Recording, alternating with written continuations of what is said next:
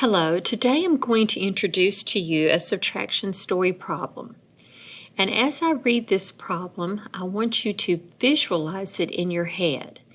This is a problem taken from your math activities book on page 44.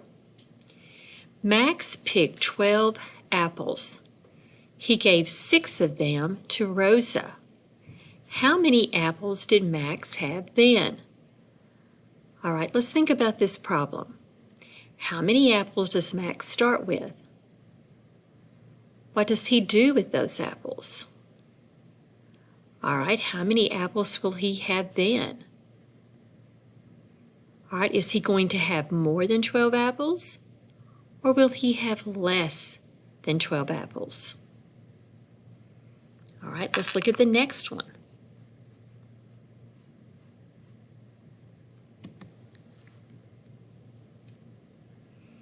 All right, I'm going to read this problem. This is found on page 45 of your math activities book. And as I read it, I want you to visualize what is happening in this problem.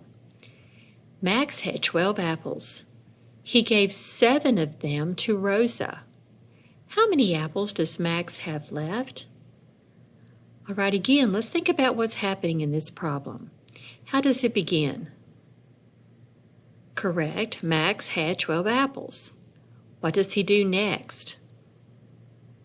He gave 7 of them to Rosa. And what is it that we want to know? How many apples does Max have left? Well, is he going to have more than 12 apples? Or is he going to have less than 12 apples? Well, let's look at this problem and look at the previous one. They're very much alike. In the previous problem, Max has how many apples?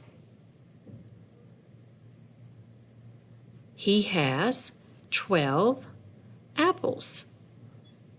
All right, and also in the next problem, Max has how many apples? 12 again, so it's the same. So that's how the problems are alike, but how are they different? Well, in this problem, he's giving how many of them to Rosa? 7. But how many does he give away to Rosa in the previous problem? 6. So think about 6 and 7. All right, we know 7 is one more than 6, or you could look at it this way, 6 is one less than 7. So solving this problem might help you to solve the next one.